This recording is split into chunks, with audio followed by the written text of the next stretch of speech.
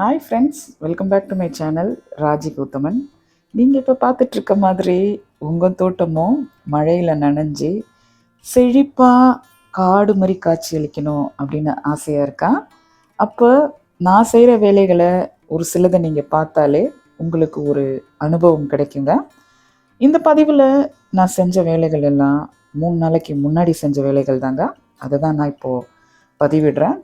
சென்னையில் மழை நல்லா வெளுத்து வாங்குன்னு நியூஸ் பார்த்தேங்கன்னா அது கன்ஃபார்ம்டுன்னு எனக்கு தெரிஞ்சுது. அதாவது மழை நல்லா பெய்யும்னு உறுதியானதுனால மாடி தோட்டத்தில் இருக்க செடிகள்லாம் பச்சை பசேல்னு அப்படியே செழிப்பாக அழகாக குளிர்ச்சியாக அப்படியே காற்றுல ஆடிட்டுருக்க என்ன வேலை செய்யணுமோ அதை நம்ம செஞ்சுட்டு போயிடலாம் அப்படின்னு எனக்கு தோணுச்சுங்க. ஏன் அப்படின்னா, தொடர்ந்து மழை பெய்யும்போது நம்ம மாடியில் வேலைகளை ஒரு மணி நேரமோ 2 மணி நேரமோ செய்ய முடியாதுங்க. அதனால் நம்ம கூட ரொம்ப நாளாக ஒரு சில செடிகள்லாம் இருக்கும். அதுக்கு செய்ய வேண்டியதை செஞ்சுட்டா மழை பெய்யும்போது அந்த செடிகள்லாம் அப்படியே பச்சை பசேல்னு மாறி பூத்து அப்படியே குலுங்குங்க. இது பூச்செடிகளுக்கு மட்டும் இல்லை, பொதுவாகவே இப்போது மழைக்காலம் தொடங்கிடுச்சு. சென்னை பொறுத்த வரைக்கும் ஜூனில் இவ்வளோ மழை பெய்கிறது அப்படிங்கிறது எதிர்பார்க்காத ஒன்றுங்க. ஜூன்லலாம் போன வருஷம் சுத்தமாக மழையே இல்லை. ஜூலைலேயும் அவ்வளோவா இல்லை. செப்டம்பரில் தான் கொஞ்சமாக பெய்ய தொடங்குச்சு. இப்போ ஏதோ ஆச்சரியமாக ஜூனில் மாடித்தோட்டத்தில், சென்னை மாடித்தோட்டத்தில் இவ்வளோ மழைங்க. இப்போ நம்ம நித்திய மல்லி செடிக்கு தான் வைத்தியம் பார்த்துட்ருக்குறோம். கடந்த 2 மாதம், அதாவது வெயில் காலமான ஏப்ரல், மே, இதில் எனக்கு பூஜைக்கு தொடர்ந்து பூக்கள் கொடுத்ததில் நான் வச்சுருக்க நித்திய மல்லி செடி தாங்க காரணம். இந்த 3 செடிகளும் ஏகப்பட்ட பூக்கள் எனக்கு கொடுத்ததுங்க. கடையில் போய் பூக்களே வாங்க வேண்டிய அவசியமே இல்லாத அளவுக்கு இந்த நித்திய மல்லி பூத்து குலுங்குச்சு. இப்போ அதனால் பூத்து முடிஞ்ச கிளைகள் இருக்கும் பார்த்தீங்களா, அதை நான் கட் பண்ணி விடுறேன். ஹார்ட் ப்ரூனிங்னு இதை சொல்ல முடியாது, சாஃப்ட் ப்ரூனிங்னு சொல்ல முடியாது. இதை பொறுத்த வரைக்கும் ரெண்டுத்துக்கும் இடையில கொஞ்சம் கிளைகளை நம்ம கட் பண்ணி விடும்போது இதே தொட்டியில் இப்போது அடிக்கிற மழையில் நனைஞ்சு அப்படியே ஒரு செடியிலேருந்து ஒரு நாளைக்கே அரை முழக்கிட்ட பூக்கள் எடுக்கலாங்க. அவ்வளோ பூக்கள் இது பூக்கும். அடுத்ததாக இன்னொரு செடிக்கு வந்துடுறோம். நம்ம இந்த மழைக்காலம் தொடங்குறதுக்கு முன்னாடி அவசியம் நீங்கள் உங்கள் மாடி தோட்டத்தில் நான் செஞ்ச வேலைகளில் உங்களுக்கு ஏதாவது ஐடியா கிடச்சிதுன்னா அவசியம் நீங்கள் அதே மாதிரி பண்ணி பாருங்கள். உங்கள் தோட்டமே அப்படியே காடு மாதிரி காட்சி அளிக்குங்க. அதாவது ஒன்றுக்கு ஒன்று அடர்த்தியாக, பார்க்க ரொம்ப அழகாக, கண்ணுக்கு குளிர்ச்சியாக, சந்தோஷமாக இருக்கும், நம்மளுக்கு மன நிம்மதியாக இருக்கும். இது பார்க்கும்போதே இவ்வளோ செடிகள் நம்ம வளர்த்துட்டோமா அப்படிங்கிற மாதிரி ஒரு ஆச்சரியத்தை நம்மளுக்கு ஏற்படுத்துங்க. ஆனால் தொட்டிகள் என்னமோ அதே தொட்டி தான். அந்த அளவுக்கு இந்த செடிகள்லாம் அடர்த்தியாக வளர்ந்துடும். இன்னொரு நித்திய மல்லி செடியில் இன்னும் கொஞ்சம் பூ வந்துட்டுருக்குங்க. ஸோ அதை நான் ஃபுல்லாக கட் பண்ணல, கொஞ்சம் கொஞ்சம் பூத்து முடிச்சதை மட்டும் கட் பண்ணிகிட்ருக்கேன். அடுத்ததாக மஞ்சள் கலரில் பூக்கக்கூடிய தங்க அரளிப்பூ செடி. இந்த அரளிப்பூ வருஷம் முழுக்க பூக்கும். ஆனால் என்னவோ தெரியல, ஏப்ரல்லையும் பூ கொடுக்கல, மேலேயும் பூ கொடுக்கல. 1 2 1 2ன்னு கொடுத்தது. எடுத்ததுமே அந்த மாதிரி ஒரு அடிக்கிற உஷ்ணத்தில் ஜூன் மாதத்துலலாம் இந்த சென்னையில் ரொம்ப வெயில் ஆயிடுச்சுங்க அந்த தடவை. அது என்னன்னே சொல்ல முடியல, வெளியே நிற்க முடியாத அளவுக்கு வெயில். இதை பாருங்களேன், இது ப்ளூ கலர் அடுக்கு சங்குப்பூ நான் காமிச்சிருப்பேன் என்னோடய சேனலில். நேவி ப்ளூ கலரில் இருக்கும். அதே மாதிரியே வெள்ளை கலர் அடுக்கு சங்குப்பூ. இதை பார்த்து நம்ம சப்ஸ்கிரைபர் ஒருத்தவங்க பிங்க் கலரில் பூக்கக்கூடிய அடுக்கு சங்குப்பூ விதைகள் நம்மளுக்கு அனுப்பி வச்சாங்க. யாரையும் நம்ம விடுறதில்லைங்க. விதவிதமாக பூக்கள் நம்ம தோட்டத்தில் பூத்திருந்தாலும் நம்ம சப்ஸ்கிரைபர் என்ன வளர்க்குறாங்க, அவங்க என்ன பூக்க வச்சுருக்காங்கன்னு பார்த்து அலைஞ்சு அந்த விதையை எப்படியாவது வாங்கிடுறது. அவங்க நிறைய விதைகள் கொடுத்தாங்க அந்த பிங்க் கலர். ஆனால் மார்ச்சில் போட்டதுன்னு நினைக்கிறேங்க. மார்ச்சில் நம்ம விதைகள் போட்டோம். அதுக்கப்புறம் மறந்துட்டோம், பேரை எழுதலை. இது பிங்க் கலர் அடுக்கு சங்குப்பூன்னு பேரை எழுதலை. அது என்னாச்சு, பூ வளர்ந்துருக்கும் போல இருக்கு. சங்குப்பூ ரகங்களே ரொம்ப ஒரு ஸ்பெஷல்னு சொல்லலாங்க. அது மாடியை அலங்கரிக்கிறதோடு மாடிக்கு ஒரு பாசிட்டிவ் எனர்ஜியை கொடுக்கும். அது வந்து தெய்வீக மலர் அப்படின்னு நம்ம கருதுவோம். அதனால நான் அந்த நாற்றுகளை பிடுங்கி போட மாட்டேன். அது அப்படியே இருக்கட்டுமேனு ஒரு கைப்பிடி செவரில் எடுத்து வச்சேன். இப்போ ஒரு மழை 2-3 மழை ஜூனில் பேர்ந்தது பார்த்தீங்களா? இப்போ போய் பார்த்தா ஆச்சரியத்தை ஏற்படுத்துகிற வகையில் பிங்க் கலர் அடுக்கு சங்குப்பூங்க. நம்ம பயிரிடுவோம் பார்த்தீங்களா? நாற்றுகள் வைப்போம், விதைகள் வைப்போம். இதெல்லாம் நம்மளை என்னைக்காவது ஒரு நாள் என்னைக்கோ ஏதோ ஒரு இடத்துல வளர்ந்து பூத்து குலுங்கும் போது நம்ம வழக்கமாக வளர்த்து அறுவடை எடுக்கிறத விட நம்ம எதிர்பார்க்காத ஒரு விஷயம் நடக்கும்போது அப்படியே சந்தோஷத்தில் மூழ்கி போயிடுவோம். அந்த மாதிரி தான் அந்த பிங்க் கலர் சங்குப்பூ எனக்கு வளர்ந்தது.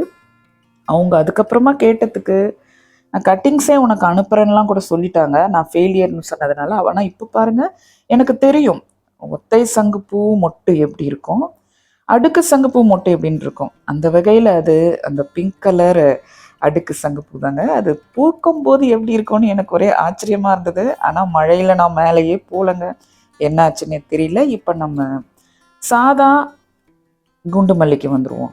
இதை சாதா குண்டு மல்லின்னு சொல்லவே கூடாதுங்க. இந்த குண்டு மல்லி செடிகள், மல்லிப்பூ செடிகள் பொதுவாகவே பூக்கள் இல்லைன்னா கூட பரவாயில்லைங்க, இந்த தொட்டியோட இந்த செடிகள் இருக்குது பார்த்தீங்களா, அதை பார்க்கவே அப்படியே அழகாக இருக்குது. அப்படியே இலைகள்லாம் அப்படியே பிளாஸ்டிக் மாதிரி அப்படியே பச்சை பசையாக இருங்க. அந்த மல்லிப்பூ செடிகள் அப்படியே மாடியில் இருந்தாலே போதும் போல இருக்குது, அழகு தான். பூக்கவே பூக்காத சீசனில் கூட அப்படின்னு நான் சொல்கிறேன். இப்போ இதுவும் நிறைய பூக்கள் கொடுத்ததுங்க. இந்த மல்லிப்பூலாம் ஒத்தை மல்லி நிறைய பூத்துச்சு, பறிக்க முடியாமல் தொட்டிலையெல்லாம் விழுந்து கிடந்தது. இப்போ அதையும் நம்ம ப்ரூனிங் பண்ணுறோம். இது ஒரு சாஃப்ட் ப்ரூனிங் தாங்க. அதாவது பூத்து முடிஞ்சிருக்கும் பார்த்தீங்களா, அந்த கிளைகளை வந்து நாம் கட் பண்ணுறோம். அடுத்ததான் மதுரை மல்லிக்கு வந்துட்டோம்.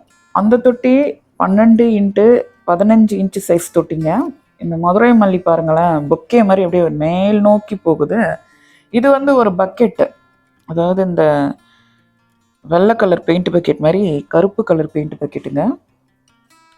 சிலர் வந்து பூக்கள் செடிகள் பூத்து முடிஞ்சதும் மழை காலங்கள் அதுவே பூக்கும், அதுவே கிளைகள் வரும் அப்படின்னு நம்ம விட்டு வச்சுருப்போம். அந்த மாதிரிலாம் இல்லாமல் செய்ய வேண்டியதை ஒன்றுக்கு ஒன்றே செஞ்சாதான் கிடைக்க வேண்டியதும் ஒன்றுக்கு ஒன்றே கிடைக்கும். அப்படிங்கிறதுக்காக தான் நான் வந்து இதை உங்கள் கூட ஷேர் பண்ணுறேன். இது நான் பதியம் போட்ட மல்லிகை பூச்செடிங்க, நல்லா வளர்ந்து இதுவும் பூ வந்தது. இதில் ப்ரூன் பண்ணுற அளவுக்கு கிளைகளே வரல. எப்போதுமே செடிகளும் மனிதர்கள் போல தான், அதுக்குன்னு ஒரு டைம் எடுக்கும், அது அப்படியே வளர தொடங்கும். அப்புறம் ஒரு அபார வளர்ச்சியில் வெற்றி அடைஞ்சு அப்படியே நம்மளுக்கு மகிழ்ச்சியை வந்து தருங்க. இந்த பதியம் போட்ட மல்லிகைப்பூ பாருங்களா, ஆசிட்டிஸ் அப்படியே நிற்கிது. ஆனால் ஒரு கிளை 2 கிளைன்னு அங்கேயும் இங்கேயுமா வருது. சரி வளரட்டுங்க, இந்த சீசனில் இல்லைனாலும் அடுத்த மார்ச் ஏப்ரலில் இதுக்கு முன்னாடி நான் ஒரு செடி காமிச்சேன் பார்த்தீங்களா, அந்த மாதிரி இது அப்படியே புஷ்ஷியராக வந்துடும்.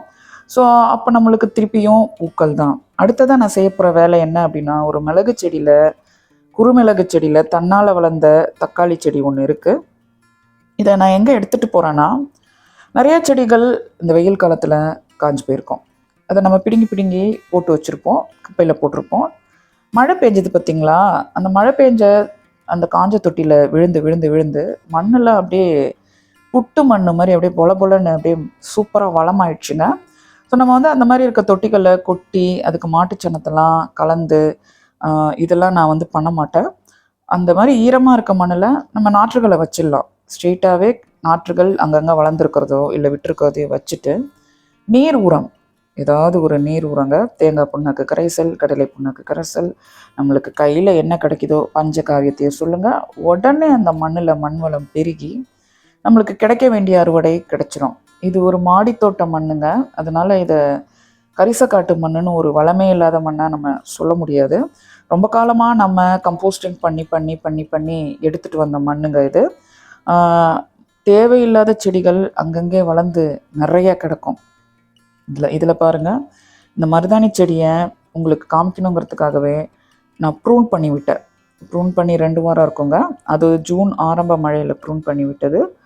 அதுக்கப்புறமா இது நல்லா தளைஞ்சி சூப்பராக வந்திருக்கு. இதை சுற்றி இருக்க தேவையில்லாத செடிகளெல்லாம் நான் நீக்கிறேன்.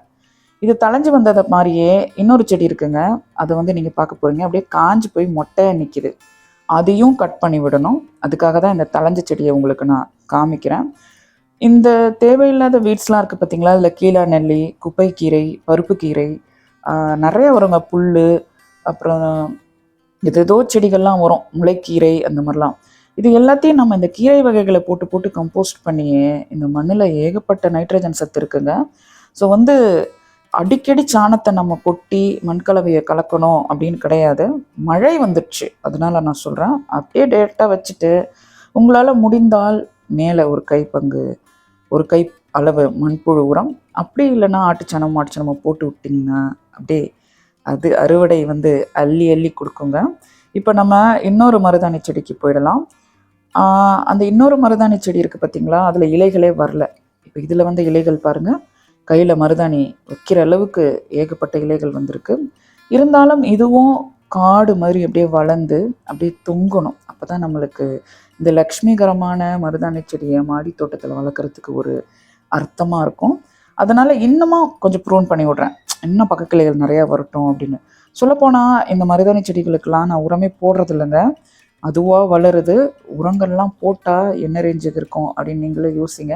சிலருக்கு அந்த பழக்கம் இருக்கும், அதாவது இந்த ரவுண்ட் ரவுண்டாக மருதாணி வைப்போம் பார்த்தீங்களா, கையில் ரெண்டுத்துலேயும். அது வீட்டு தோட்டத்துலேயோ இல்லை ஏதோ ஒரு தோட்டத்துலேயோ இருக்க மருதாணி இலையை எடுத்து அம்மிலேயோ மிக்சர் ஜார்லேயோ அரைச்சி அந்த மருதாணியை அவங்க ரவுண்டாக கையில் வச்சு அடுத்த நாள் சவக்க வச்சு பார்த்தா தான் வேலையே ஓடும் அப்படிங்கிற மாதிரி இருக்கும். அந்த மாதிரி இருக்கிறவங்க அந்த மருதாணி செடியை தன்னோட பிள்ளைகள் மாதிரி பராமரிப்பாங்கங்க. ரொம்ப நல்லா அழகாக வளர்ப்பாங்க. அப்படியே அது நிலத்தில் இருந்தால் எப்படிடா இது இப்படி வளர்ந்துருக்கே அப்படிங்கிற மாதிரி ஒரு ஆச்சரியத்தை ஏற்படுத்துகிற அளவுக்கு அழகாக இருக்குங்க அந்த மருதாணி. ஸோ அந்த மாதிரி அது.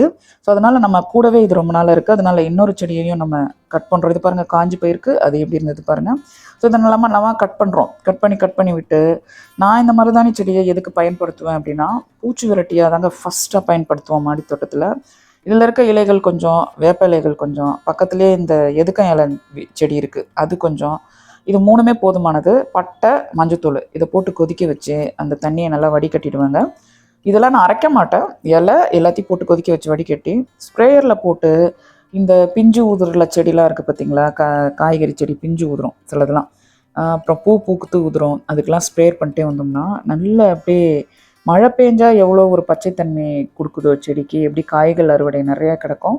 அந்த மாதிரி நம்மளுக்கு மாடி தோட்டத்தில் இது ஒரு சூப்பரான ஒரு ஸ்ப்ரேயருங்க. இதை நான் வேணால் தனியாக ஒரு பதிவு விடுறேன் அதை, ஆனால் ஆல்ரெடி பதிவு போட்டிருக்கேன், விலாகில் ஷேர் பண்ணியிருப்பேன். ஆனால் இது ஒரு சூப்பர் மெத்தடுங்க. மருதாணியை ரோஜா செடிக்கு கொடுக்கலாம். அதே மாதிரி இந்த இலைகள் இருக்குது பார்த்தீங்களா, இதை வளர்ந்து நிறைய வளரும் போது கொஞ்சம் கொஞ்சமாக உருவி எந்தெந்த ரோஜா செடி இருக்கோ அதுக்கு மேலே அப்படியே போட்டு லைட்டாக மண்ணை போட்டுருணுங்க. அதுக்கப்புறம் பாருங்கள், உங்கள் ரோஜா செடி அப்படியே பூக்கள்லாம் குண்டாக அப்படியே கலர்லாம் அப்படியே மாறவே மாறாதுங்க, ரோஜாவோட கலரே மாறாது. சிலருக்கு பூக்கள்லாம் வெளுத்து வரும். ஸோ அந்த மாதிரிலாம் இல்லாமல் அப்படியே குண்டாக அழகாக இருக்கும். நானும் என் மனசை மாற்றிக்கிட்டே வரேன். ஏன்னா நான் மாற்றி வச்ச ரோஜா செடியில் ஸ்லோவாக ரொம்ப பிக்கப்பாக இருக்குங்க எல்லாம். ஸோ திருப்பியும் நம்ம பல்லவரம் சந்தை போகலாமா, 50 ரூபான்னு சொன்னாங்களே, ஒரு 4 செடி வாங்கினா தான் என்ன அப்படின்னு எனக்கு தோணுது. இதை நம்ம மாற்றி வச்ச தக்காளி செடிங்க, நிறையா செடியை மாற்றி வச்சுருக்கோம். இது மதனப்பள்ளி தக்காளி. இது ஏன் மாற்றி வச்சுருக்கோம் அப்படின்னா, இப்போ மழை வரப்போகுது பார்த்தீங்களா, அதனால். இது ஜூன் மாதத்தில் மாற்றி வச்சு ஒரு 4 நாள் ஆகுதுன்னு நினைக்கிறேன். ஆனால் ஒரே தொல்லைங்க மாவு பூச்சி. நம்ம இப்போ வேப்பெண்ணெய் அடிக்கலை, வெறும் தண்ணியை வச்சு மட்டுமே இந்த மாவு பூச்சியை கிளியர் பண்ணலான்னு பார்க்குறோம்.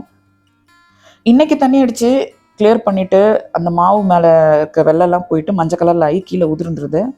அடுத்த நாள் திருப்பி செக் பண்ணி பார்த்தா அதே செடியில் வேறு ஒரு இலையில் இன்னும் கொஞ்சம் மாவு பூச்சுங்க. ஸோ இது ஒரே பிரச்சனையாக இருக்குது, எப்படி சொல்கிறதுனே தெரியல. எடுப்புலேயே வேப்பெண்ணெயை போட்டு நாற்றுகளை நம்ம எப்படி ரிஸ்க் எடுக்கிறதுன்னு தெரில. இதில் இன்னொன்று இருக்குங்க, மழை பெஞ்சு தண்ணிலாம் ஈரமாக இருக்குது, இதில் வேறு ஸ்ப்ரேயரில் தண்ணியை போட்டு மாவு பூச்செல்லாம் கொள்கிறோம். வேர் பக்கம் அதிகம் தண்ணி போயிட்டே இருக்குது, இதனால் வேரழுகல் நோய் வரும், தண்டழுகல் நோய் வரும். நான் மாற்றி வச்ச பால்சம்லாம் அப்படி தாங்க, பால்சம் செடிலாம் மாற்றி வச்சேன் பார்த்தீங்களா, ஒன்று கூட எனக்கு ஒழுங்காகவே வரலைங்க. இந்த பால்சமை பொறுத்த வரைக்கும் பிடுங்கி நாடவு பண்ணுறதுங்கிறது கூடவே கூடாது போல். ஒரு ட்ரேல போட்டு முளைச்சி வந்ததும் வேரோட வைக்கலாம். அப்படி இல்லைன்னா எதில் வளர்க்க போகிறோன்னு முடிவு பண்ணிவிட்டு அதில் விதைகளை தூவி விட்டுருணும். அப்படி தான் அந்த பால்சமை வளர்க்கணும்னு நான் நினைக்கிறேன். அதே மாதிரி சோள செடிகள்ங்க, சிவப்பு சோளம் நடவு பண்ணும். மானாவரி பயிர்னு சொல்லுவாங்க அதை. பஞ்சமாக இருக்கிற நாடுகள் கிராமங்கள்லாம் இந்த சோளத்தை தான் நிறையா பயிரிடுவாங்களாம். ஏன்னா இதுக்கு அவ்வளோவா தண்ணி தேவைப்படாது, வெயிலாக இருந்தாலும் வளர்ந்துரும், எப்படி இருந்தாலும் இது வளர்ந்துரும். அதனால இந்த சோளத்தை வந்து அரிசிக்கு பதிலாக சோள சோறு, சோள கஞ்சி, சோள சாப்பாடு இந்த மாதிரிலாம் சாப்பிடுவாங்க அப்படின்னு நான் படித்து கேள்விப்பட்டிருக்கேங்க. ஸோ அந்த விதத்தில் வந்து நம்ம இந்த ஏப்ரலில் வச்சுக்கிட்டோம். ஏப்ரல் மேலே 2 மாதம் வளர்ந்தது. நல்லா வந்து சோள கதிர்கள் பூத்துது. சிவப்பு சோளங்க, நாட்டு சிவப்பு சோளம். ஆனால் கீழே வந்து சோள கதிரே வைக்கல, சோளமே வரல. ஒரே யோசனையாக இருந்துச்சு, என்னடா நம்ம எவ்வளவோ மெனக்கட்டு இந்த மாதிரிலாம் வளர்க்குறோம், சோளமே வரலைன்னு. அப்புறம் ஒரு மழை அடித்ததும் ஒரே செடியில் 2 சோளம் வர தொடங்கியிருக்குங்க. ஆனால் இதில் என்ன ஒரு பெரிய மைனஸ் அப்படின்னா, தயவு செஞ்சு எனக்கு கமெண்ட்டில் பதிவு பண்ணுங்கள் யாரெல்லாம் சோளச்செடி வளர்க்குறீங்கன்னு. அப்படி சோளச்செடி வளர்த்து பெரிய சோளத்தை நான் சொல்கிறேங்க, நீங்கள் அறுவடை முழுசாக பண்ணி அதில் இருக்க முத்துக்கள்லாம் முழுசாக நிறைவாக உங்களுக்கு வந்திருந்தா, நீங்கள் என்ன மண் கலவை போட்டிங்க, எப்படி அதை வளர்த்தீங்க, என்ன மாதிரி கிளைமேட்டில் வச்சுருந்தீங்க அப்படின்னு தயவு செஞ்சு கமெண்ட்டில் பதிவு பண்ணுங்கள். ஏன்னா நானும் ஒரு 4 வருஷம் முன்னாடி ஏதோ ஸ்வீட் கார்ன் வளர்த்தேங்க. அந்த ஸ்வீட் கார்னில் முத்துக்கள் அங்கங்கே ஒன்று அங்கங்கே ஒன்று இருந்தது. நம்ம சப்ஸ்கிரைபரும் அப்படி தான் சொன்னாங்க, அவங்களுக்கும் சோளம் வந்து வளர்ந்து முத்துக்கள் அங்கங்கே ஒன்று அப்படி தான் இருந்தது, ஃபுல்லாகவே ஃபார்ம் ஆகல. அது வந்து நம்மளுக்கு கஷ்டமாக இருக்குது. 3 மாதமாக உடல் உழைப்பு போட்டு வளர்த்து சோளம் வந்து பூலாம் பூத்து அறுவடை பண்ணி திறந்து பார்த்தா அங்கங்கே தான் ஒன்று இருக்குது. ஸோ இந்த மாதிரி அனுபவம் யாராவது உங்களுக்கு இருந்ததுன்னா அவசியம் கமெண்ட்டில் பதிவு பண்ணுங்கள். இப்போ எனக்கு எப்படி அந்த சிவப்பு சோளம் வருதுன்னு கண்டிப்பாக நான் அவங்க கூட ஷேர் பண்ண தான் போகிறேன். அதுக்கு என்ன சத்துக்கள் மெயினாக கொடுத்தா அது முழுமையாக வரும் அப்படிங்கிறத எனக்கு தயவு செஞ்சு சொல்லுங்கள். ஏன்னா இது ஃபெயிலியர் ஆனால் வெள்ளை சோளம், வெள்ளை கலர்லேயும் சோளம் இருக்குங்க, அந்த வெள்ளை சோளம் வளர்க்கலான்னு நான் வச்சுருக்கேன். ஸோ அதுக்கு அதை நான் முயற்சி பண்ணுவேன். ஸோ நான் ஏதோ ஒன்று பேச வந்து வேலைகளை விட்டுட்டு வேறு ஏதோ ஐடியா கேட்டுட்ருக்கேன். இது வந்து நீல கலர் அடுக்கு சங்குப்பூங்க. பதியம் போடுறேன். இப்போ நம்மளுக்கு மழை வரதும் தெரிஞ்சு போச்சு இல்லை பார்த்தீங்களா, அதனால் நம்ம பதியம் போட்டு வச்சா இந்த மழையில் அதுலேயும் அது அப்படியே மண்ணை பிடிச்சிக்கிட்டு 10 நாளில் வர வேண்டிய வேர் 5 நாளில் வந்துருங்க. அப்படியே ஒரே மாடி முழுக்க பூக்கள் தான். நினைக்கவே எப்படி இருக்குல்லங்க, சூப்பராக. ஸோ நம்மளே நம்மக்கிட்ட இருக்க செடியை வச்சு நம்மளே பதியம் போட்டு நம்மளே செடிகளை உருவாக்கிக்கிறோம். அது அப்படியே பூத்து குலுங்கும், அதை நம்ம பூஜைக்கு வந்து யூஸ் பண்ணலாம். இப்போ நம்ம நீல கலர் அடுக்கு சங்குப்பூ அதில் வந்து பதியம் போட்டாச்சு. வெள்ளை கலர் அடுக்கு சங்குப்பூவில் பதியம் போட போகிறோம். இது பாருங்களேன் எப்படி இருக்குன்னு, காஞ்சி போய் ஒரு மாதிரி ஆயிடுச்சுங்க. தண்ணிலாம் ஊற்றுனாலும் அந்த உஷ்ணத்தினால இந்த செடிகள் வந்து ரொம்ப பாவமாக இருக்குது. என்ன பண்ணுறதுனே தெரில. சிலர் மாடியில் அந்த ஸ்ப்ரேயர் மாதிரி வச்சு எல்லா செடிகள் மேலேயும் தண்ணி அப்பப்போ ஊற்றிக்கிட்டே இருக்க மாதிரிலாம் செட் பண்ணி வச்சுருப்பாங்க. அந்த மாதிரிலாம் இருந்தால் தான் இதெல்லாம் காப்பாற்ற முடியும் போல இருக்குது. ஸோ இதிலேருந்து நான் பதியம் போட வெள்ளை அடுக்கு சங்குப்பூலேருந்து எடுக்கிறேங்க. இதையும் நம்ம பதியம் போட்டுருவோம், இதுவும் நல்லாவே வரும். மல்லிகைப்பூ எப்படி பதியம் போடுறோமோ, நாட்டு ரோஜா செடி எப்படி பதியம் போடுறோமோ, கனகாம்பரம் டிசம்பர் பூலாம் எப்படி போடுறோமோ அதே பேட்டர்ன் தாங்க. வச்சு விட்டால் அது பாட்டுக்கு வந்துடும். இதுக்குன்னு ஸ்பெஷல் தொட்டிலாம் இல்லைங்க, ஏற்கனவே ஏதாவது தொட்டிகள் இருக்குது பார்த்தீங்களா, அதில் வச்சு விட்டாலே வந்துடுது. இந்த பூக்களோட ஸ்பெஷல்லே அதுதான், அதிக உரங்கள் தேவையில்லை. ஸோ இதை வந்து நம்ம வச்சிடலாங்க. ஒரு குட்டி தொட்டியில் தான் நான் வைக்கிறேன். வேர்கள் வந்ததும் அப்புறமா நான் பிரித்து வச்சுருவேன். இதே மாதிரியே நான் மாசி பச்சை இருக்குது பார்த்தீங்களா, அதை கூட மாலைகள் எல்லாம் கட்டுவாங்க. அதை கூட நம்ம பதியத்துலேருந்து தான் வளர்க்க முடியும். ஸோ அது எப்படி சீட்ஸ்லேருந்து வருமா என்னன்னு நமக்கு தெரில. ஸோ அந்த மாசி பச்சை செடியையும் வந்து நான் பதியம் போட்டிருக்கேங்க தனியாக. ஸோ ஒரு நாள் வேலைகளில் ஒரு மழையை நம்பி 2 நாள் வரப்போகிற மழையை நம்பி என்னென்னலாம் பண்ணுறோம் பாருங்களேன். சிவப்பு பொன்னாங்கண்ணி அதையும் நான் கட் பண்ணி அதை ஒரு குட்டி தொட்டியில் வச்சுருக்கேன். வேறு ஒரு தொட்டிகள் கிடைக்கும் போது அதை மாற்றி வச்சுருவாங்க. ஸோ அது வந்து நிறையா வளரும். இந்த சிவப்பு பொன்னாங்கண்ணி கீரையை பொறுத்த வரைக்கும் ஒரு சூப்பரான ரெசிபி நான் ட்ரை பண்ணேங்க. வெந்தயக்கீரை காரக்குழம்பு செய்வோம் பார்த்தீங்களா, அந்த மாதிரி இந்த சிவப்பு பொன்னாங்கண்ணி கீரையை வச்சு நான் காரக்குழம்பு செஞ்சேன். நல்லா எண்ணெயில் வதக்கி சாஃப்டாக்கிடணுங்க. நல்லா வெந்து போச்சு. அதுக்கப்புறம் செய்ய வேண்டிய ஸ்டெப்ஸில் போட்டு காரக்குழம்பு செஞ்சோம். நைட்டியாக ஒரு 2 பேருக்கு குழம்பு பத்தல, அவ்வளோ டேஸ்ட்டான ஒரு காரக்குழம்புங்க அந்த சிவப்பு பொன்னாங்கண்ணி. நம்ம கண் பார்வை வயதாக குறைஞ்சிட்டே வரும். ஸோ அதனால தான் அந்த கீரையை வந்து நம்ம பதியம் போட்டிருக்கோம். அது ஒரு பக்கம் இருக்குங்க, இந்த மாசி பச்சை ஒரு பக்கம் இருக்குது. இதே மாதிரி ட்ராகன் ஃப்ரூட்லாம் ஒரு அளவுக்கு தாங்க 5 அடிக்கு வர வரைக்கும் சைடு கிளை விடக்கூடாது. ட்ராகன் ஃப்ரூட்டை பொறுத்த வரைக்கும் 5 அடி 5.5 அடி வர வரைக்கும் சைடு கிளையே விடக்கூடாது. அதனால நான் ஒரு 4-5 தொட்டியில் வச்சுருக்க ட்ராகன் ஃப்ரூட்டில் இருக்க சைடு கிளை எல்லாத்தையும் கட் பண்ணுறேன். ஸோ நான் மாடி தோட்டத்தில் அன்றைய தினம் மட்டும் இவ்வளோ வேலை செஞ்சேங்க. அதுக்கப்புறம் நான் மாடி பக்கமே போகல. ஏன்னா விடிய மழை, மத்தியானம் மழை, வேறு வேலைகளாக சுற்றி திரிஞ்சேன். கூடிய விரைவில் அப்டேட் கொடுக்குறேன். இந்த மாடித்தோட்ட வேலைகள் எப்படி இருந்ததுன்னு அவசியம் கமெண்ட்டில் பதிவு பண்ணுங்கள். இதை பற்றி நான் கேட்ட கமெண்ட்லேயும் உங்களுக்கு ஏதாவது தெரிஞ்சால் கமெண்ட் சொல்லுங்கள். இதுக்கு ஒரு லைக் அண்ட் ஷேரும் கொடுக்குறதோடு மேலும் மாடித்தோட்டம் பற்றி பல வித்தியாசமான vlog வேலைகள் இந்த மாதிரி பார்க்க என்னோட சேனலை சப்ஸ்கிரைப் பண்ணிக்கோங்க. பெல் ஐக்கான் கிளிக் பண்ணி ஆல் கொடுங்க. நான் போடுற வீடியோஸ் உங்களுக்கு நோட்டிஃபிகேஷனில் வரும்.